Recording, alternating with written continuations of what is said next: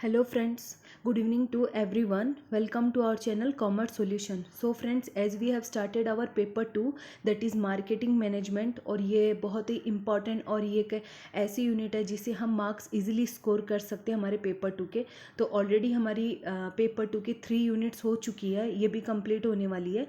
So friends हमें और 5 units करनी है क्योंकि 8 यूनिट्स हमें ऐसी करनी है जिससे हमें ये रहे कि हमारे पास 8 यूनिट्स फुल्ली इजीली हम उनके आंसर्स दे सकते हैं। सो फ्रेंड्स हमने इसका ऑलरेडी स्टार्ट किया हुआ जो न्यू प्रोडक्ट डेवलपमेंट है, तो ये हमारी यूनिट नंबर 6 है। और लेक्चर स्टार्ट करने से पहले please subscribe my channel, like it, share it, ज़्यादा से ज़्यादा इसे सब्सक्राइब करें, लाइक करें, शेयर करें, because sharing is caring. So new product development के हमारा जो कंसेप्ट जो चालू था न्यू प्रोडक्ट डेवलपमेंट का वो ऑलरेडी चालू है।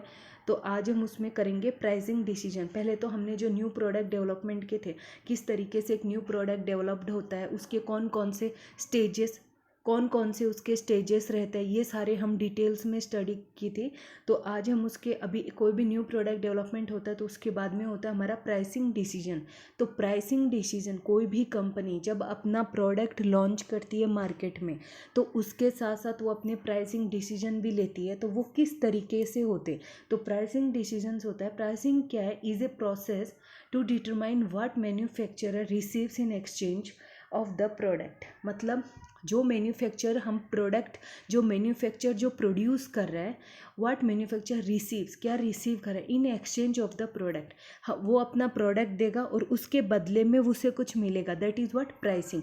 लेकिन वो प्राइसिंग डिसीजन किस तरीके का लेना है वो बहुत ही इम्पॉर्टेंट है, क्योंकि ये सारी चीज़ें जो एक कंपनी की ग्रोथ होती है या उसकी जो एक इमेज होती है वो किस पे डिपेंड होती है, अच्छी क्वालिटी, अच्छी प्राइसिंग डिसीजन, पैकेजिंग, तो ये सारी चीज़ों पे होती है। तो pricing decision depends on various factors like manufacturing cost, raw material cost पे होती है, प्रॉफिट मार्जिन, इन सब पे डिपेंड होती है प्राइसिंग डिसीजन।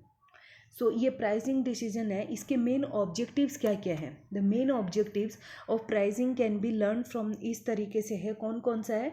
सबसे पहले है maximization of profit in the short run, short run में प्रॉफिट को मैक्सिमाइजेशन करना। और सेकेंड है लॉन्ग रन में ऑप्टिमाइजेशन ऑफ प्रॉफिट, प्रॉफिट को किस तरीके से ऑप्टिमाइज करें लॉन्ग रन में। दैट इज़ ये सब क्या है, 1 बाई 1 हमारे ऑब्जेक्टिव्स है जो प्राइसिंग के। उसके बाद हमारा मैक्सिमम रिटर्न ऑन इन्वेस्टमेंट, जो इन्वेस्टमेंट हमने किया उस पर हमें मैक्सिमम रिटर्न मिल रही है या नहीं मिल रही है। डिक्रीजिंग सेल्स टर्नओवर, हमारी जो डिक्रीजिंग सेल्स टर्नओवर है वो भी हमें देखना पड़ता है। फुलफिल सेल्स टारगेट वैल्यू, हमारा जो टारगेट वैल्यू है सेल्स का वो भी हमें शो करना पड़ता है। ऑब्टेन टारगेट मार्केट शेयर, जो टारगेट जो मार्केट शेयर है उसको ऑब्टेन करना।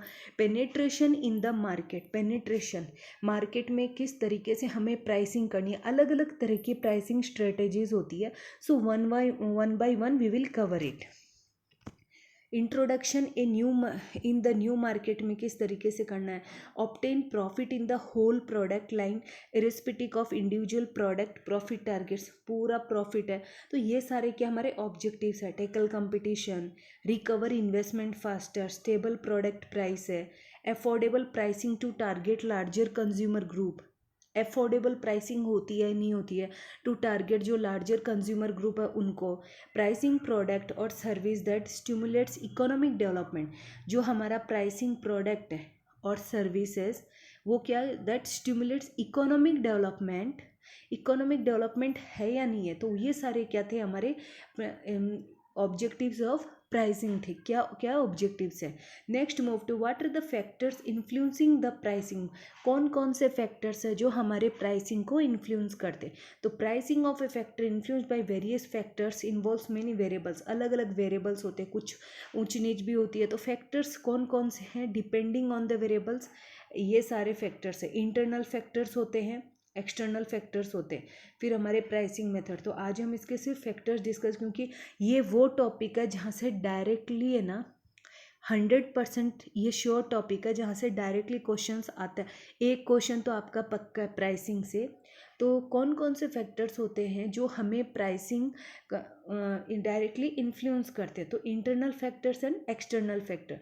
इंटरनल फैक्टर्स क्या क्या है, marketing objectives of the company, जो इंटरनल जो कंपनी के अंदर है जो मार्केटिंग ऑब्जेक्टिव्स है। नेक्स्ट है consumer expectation from company by past pricing, जो पिछली प्राइसिंग थी पास्ट प्राइसिंग से जो कंज्यूमर की एक्सपेक्टेशंस है। प्रोडक्ट फीचर्स क्या क्या है, position of the product in product cycle, जो प्रोडक्ट साइकिल हमने डिस्कस किया था उसकी पोजीशन क्या होनी चाहिए। रेट ऑफ द प्रोडक्ट क्या है, पैटर्न डिमांड को लेकर।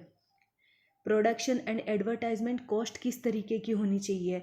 Uniqueness of the product, product lines, composition of the company, price elasticity किस तरीके की है। तो ये सारे क्या है हमारे इंटरनल फैक्टर्स है, जिसके द्वारा और भी बहुत सारे विच इंक्लूड जैसे fixed cost, labour charges, rent price, variable cost, all the factors which include in our company that are what internal factors while we proceed in the pricing system. तो ये वो सारे फैक्टर्स है जो हमारे company के अंदर होते। Next move to external factors. External factors कौन कौन से हैं, जो एक्सटर्नल फैक्टर्स क्या होता है, एक इम्पैक्ट होता है ऑन द इंक्रीज और decrease in the price of the product. ज़्यादा इफेक्ट किसका होता है, हमारे एक्सटर्नल फैक्टर का, जो कंपनी के बियॉन्ड है, जो कंपनी के बाहर होते हैं, जो बाहर मार्केट से जो आते हैं ना, उनसे क्या होता है इंक्रीज और डिक्रीज के ज़्यादा demand price of the product पर ज़्यादा असर पड़ते हैं। तो कौन कौन से होते हैं, ओपन और क्लोज मार्केट, ओपन है या अपना मार्केट क्लोज है, कंज्यूमर बिहेवियर कैसा हमारे गिवन प्रोडक्ट का, मेजर कस्टमर नेगोशिएशन, नेगोशिएशन किस तरीके से करें, variation in the price of supplies, market opponents product pricings होते हैं, consideration of social conditions, price restricted as per any government authority, जो प्राइस रेस्ट्रिक्टेड होती है, जो गवर्नमेंट के द्वारा जो कुछ रूल्स और जो प्राइसेस लगाई जाती है कि हाँ यहीं रेस्ट्रिक्ट कर दी हमारी प्राइसेस।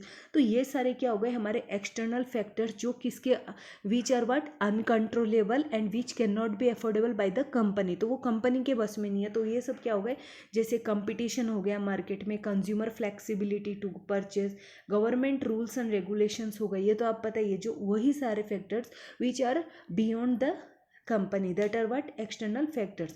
सो फ्रेंड्स आज के लिए इतना ही, और हम नेक्स्ट लेक्चर में जो हमारे ये जो प्राइसिंग है, कितने टाइप्स की प्राइसिंग है, स्ट्रेटेजीज है, वो हम डिस्कस करेंगे।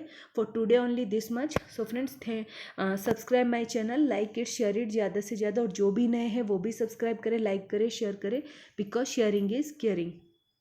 Thank you, bye bye.